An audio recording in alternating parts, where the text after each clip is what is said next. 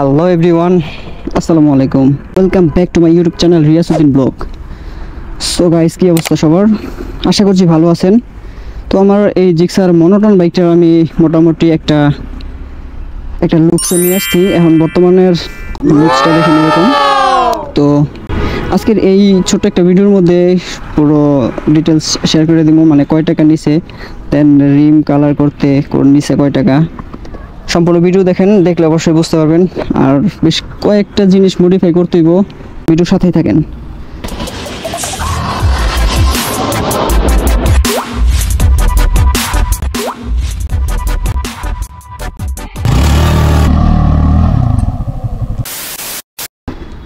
তো বাইকের এই মনে করেন রিমটা মডিফাই করতে আমার বেশ সময় লাগছে। মাঝখানে ধরেন ছিল অনেক বৃষ্টি ছিল, বৃষ্টির মাঝখানে খুইলা দেন আমি এটা নিজেই করছি, মানে রং করিনি অবশ্য, নিজে দেন মানে আমি আমার কাজটা যা আছে মানে চাকা টাকা খোলা দেন আদার্স টুকটাক সব কিছুই আমি নিজেই করছি। তো প্রথমে চাইছিলাম যে গ্যারেজে রাইখা দেন তারপর হচ্ছে কি করবো, মানে গ্যারেজে রাইখা তারপর হইতেছে মানে রিমটা কালার করবো। তো ভাবলাম যে 4-5 দিন লাগবো তো লাগার, তার জন্য আর মনে করেন গ্যারেজে রাখি নাই বাইক। তো বাইক না রাখার কারণে মনে করেন বাসায় খুলে রাখছি। দুইটা রিম মনে করেন সুন্দর করে চাক্কা খুলছি, খুইলা দেন সামনের এই সকেট জাম্পারের এই সামনে একটা রাখছিলাম মোড়া রাখা, তারপরে সুন্দর করে রেখে দিছিলাম, কিন্তু সামনে ওয়েট সব আইসা পড়বো চাকা দুটা খুলে ফেলালে। তবে একটু মনে করেন একটু সময় লাগছে, কষ্ট হয়েছে। তো এখন আলহামদুলিল্লাহ সব কিছু ওকে। তো যেমন মনে করেন এখন আপনারা চাইলেই দেখেন কীরকম, তো বাইক কীরকম লাগতেছে দেখতে, সুন্দর পুরাই ওয়াও না? হ্যাঁ ইউটিউবে হ্যাঁ ভিডিও ছাড়ি আমি। এই যে নাম লেখা আছে রিয়াসউদ্দিন ব্লগ। তো বাইকের মনে করেন যে আর টুকটাক কিছু মডিফাই করবো, এগুলো সামনে অবশ্যই আপনাদের জানাবো। তো আপনারা অবশ্যই কমেন্ট করে জানাইবেন আর এরকম লুকস আপনারা আনতে চান কিনা। তো পরামর্শ দিতে পারবো অবশ্যই, যেহেতু আমি নিজে করছি। তো বাইকের এটা করছি হচ্ছে পাল কালার, এটা রংটা হইতেছে পাল কালারের রংটা পাল কালার। প্রাইভেট কারে এগুলো রং যেগুলো করে মানে দেখতে দেখা যায় সাদা, কিন্তু আসলে সাদা না, সাদা পাল কালার। এটা চিরিক পারে, এটা মনে করেন যে দীর্ঘস্থায়ী। আমি যদি স্প্রে দিয়ে রং করতাম 4টা স্প্রে কিনলেই হয়ে যেত, ধরেন দুইটা 4টা, কিন্তু এটা দীর্ঘস্থায়ী থাকবো না। এই যে গ্রেবরিলের মধ্যে মনে করেন আমি ব্ল্যাক কালারের রং করছি, এটা দেখেন এখন যে ঘষা দিলে মানে কীরকম যেন হয়ে গেছে, একটু ফ্যাকাশে দেখা যায়। তার জন্য চাইলাম যে না একটু খরচ হইলেও মনে করেন যে দেখতে সুন্দর দেখা যাব, দেখতে লুকসটা অনেক সুন্দর আসবো, তার জন্য এটা করছি। সামনের ডিস্কটা করছি হইতেছে এইটুকু লাল, যেহেতু এগুলো খুলছি, খোলার পর মনে করেন এটা পরে আবার মানে দোকান থেকে খুইলে আবার বাসায় নিয়ে এসে এইটুকু এগুলোতে পুরোটা কস্টিপ মারছি।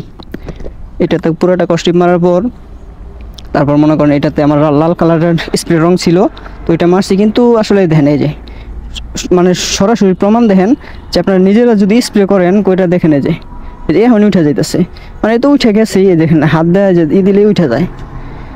এটা দীর্ঘস্থায়ী হয় না, তার জন্য মনে করেন আমি নিজে ওই রংটা করি নাই। তো আমার এই রংটা করতে মনে করেন টাকা লাগছে হইতেছে, প্রথমে চাইছিল 3000 টাকা। বেশ কয়েক জায়গায় মনে করেন জিজ্ঞেস করছিলাম। তো বড় ভাই R15, তো গত ব্লগের মধ্যে যে বড় ভাইয়ের সাথে দেখা হয়েছিল শামীম ভাই, তো ওনার সাথে মানে ওনারটা আমি সাথে নিয়ে গেছিলাম, ওনার বাইকের চাকা। তো ওনারটা লাগছিল 1700 না 1800 টাকা এরকম লাগছিল। তো আমারটা 3000 চাইছিল। পরে বললো যে মানে করা যখন শেষ হয়ে গেছে, পরে বললাম সমস্যা নেই, টাকা যতটুকু লাগে দেওয়া যাবো।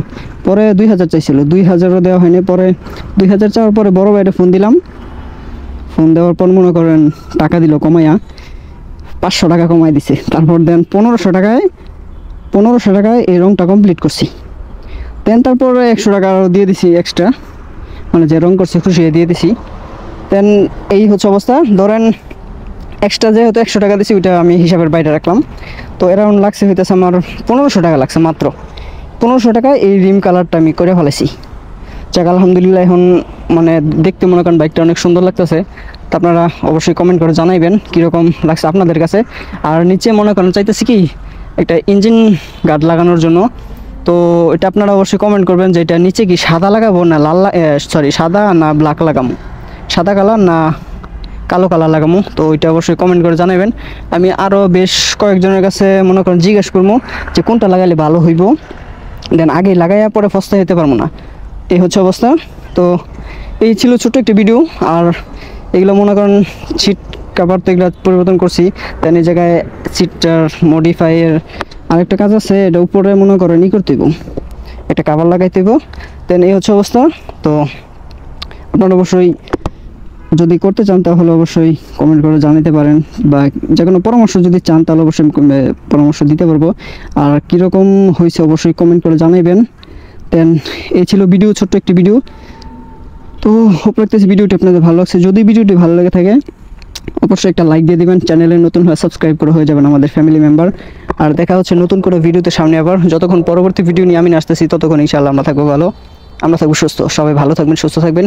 আল্লাহ হাফেজ, আসসালামু আলাইকুম। এরিয়াটা খুবই ওয়াও, নিরিবিলি, মেন রাস্তার পাশেই। তো এটা হচ্ছে ইপসার থেকে ইপসা গেট গাজীপুর কৃষি বিশ্ববিদ্যালয় এর অপোজিটে যে একটা সুন্দর একটা আছে বাংলাদেশ, এটার নাম কি, বাংলাদেশ পর্যটন কর্পোরেশন, সবার জন্য উন্মুক্ত। এই তো, সবাই ভালো থাকবেন, আল্লাহ হাফেজ। আর পিছনে খুব শীঘ্রই একটা জিনিস আসতেছে, জাস্ট একটু টাচ দিয়ে রাখলাম। তো সবাই ভালো থাকবেন, আল্লাহ হাফেজ।